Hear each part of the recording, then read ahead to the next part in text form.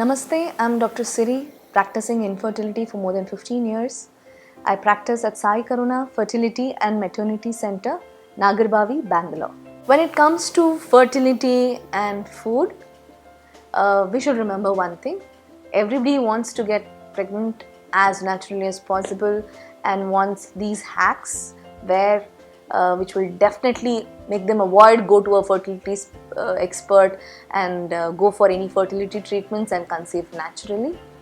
But if the couple is unable to conceive, or even when they are planning for a pregnancy, these foods that I'm going to say are those few good foods which will boost your fertility. And we should remember one thing, that they are only complementary for the other treatments that we advise the patients based on their profile. As when we are giving a treatment, these foods are just complementary. So don't take food as a therapy, but as a complementary when we are treating infertility.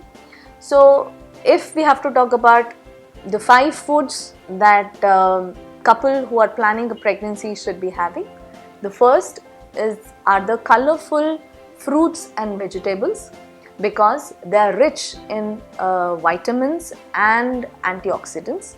All those colourful fruits and vegetables that you see are good for the health. The second kind of food would be these nuts and seeds, especially the walnuts and these flax seeds, sunflower seeds, all those seeds which are very highly rich in omega fatty acids and antioxidants, can really boost the egg quality as well as the sperm quality. And the third kind of food I would say would be the proteins, and there are both plant-based proteins and animal-based proteins. And the dals that we get, yes, definitely the proteins add to the quality. And then coming to the fourth one, I would say go for these fermented foods, or which act as a pro and prebiotics, like as in curds or kimchi. That would really help. And some of the other healthy fats can also help in boosting the fertility, as in those which are rich in omega fatty acids like chia seeds and ghee. All these are very good for the fertility. As I just said, that these colorful fruits and vegetables, like especially the citrus fruits, the oranges, the lemon, the chakot, they are highly rich in vitamin C, which are much needed for the egg quality and especially the sperm qualities. They are very good. And there are these berries. It could be strawberry, blueberry, raspberry. All these berries are again very rich in multivitamins, like especially the vitamin B, and they are good with antioxidants. Then the green leafy vegetables. The green leafy vegetables are highly rich with iron and folic acid, which is needed for the pregnancy, as well as they are rich in vitamin C and E. So these are very good vegetables and fruits. This should be a part of the daily diet. And next, coming to, as I said, these seeds and the dry fruits, especially the walnuts and the badam, they contribute a lot to the protein as well as fiber, and also they are rich in omega fatty acids, which are much needed for the quality. Then we have these chia seeds, which are rich in zinc and fiber. And zinc, as we all know, is much needed for the very good sperm production, so chia seeds do contribute.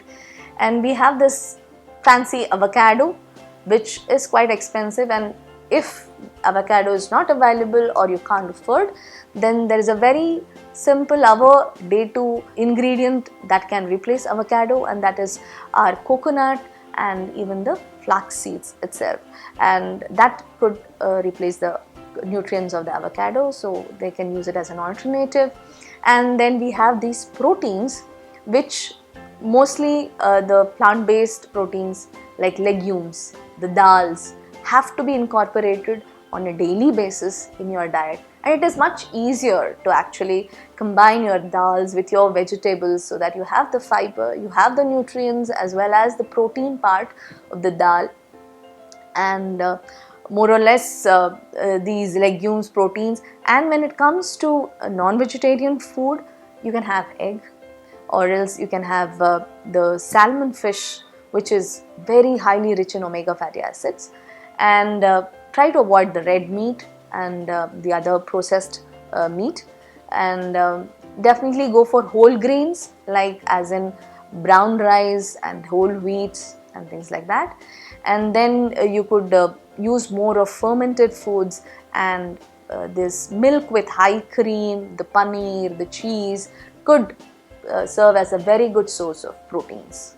Dairy is a very good source of calcium and protein, but in what quantities you take also matters. And milk with high cream content, the cheese, the paneers are really very good source of proteins, and we definitely advise, even if it is for weight loss, these do not cause weight gain. They are good for weight loss as a protein substitute. And curds, as we all know, curds and the buttermilk are highly rich in probiotics, which can reduce infections, inflammations in your vagina or your reproductive tract and anywhere.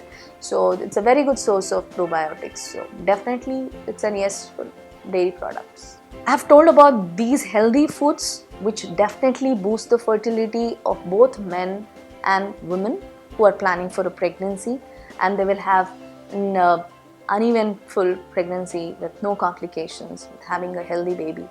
So it's just not the food that what you consume. We should also know the food that we should not be having. So we know that foods which are processed, the processed meat or the processed food in the tins and the cans and all that have to be definitely avoided, because they have high levels of preservatives added to it, and so many sugars in different forms would be present in those tinned cans or foods, which are definitely going to affect the hormonal balance in the woman. She could have irregular cycles. It could affect her fertility to a great extent. The other food I would want people to avoid is the trans fat, the dalda kind of trans fat foods and fried items. Yes, please, if you're planning for a pregnancy, keep it at bay. That definitely will put on weight and can affect your hormones and the quality of the eggs. The other food I would say are these aerated drinks, the sodas, the other sweets, ultra processed sugars. Definitely a big no, should not be taken, and please should be avoided in pregnancy too. And the other one I would say, avoid the whites. What are those whites? The salt, the sugar, maida and rice some extent. If we can reduce these whites, generally I think that will more or less help us in maintaining a very healthy body and healthy mind.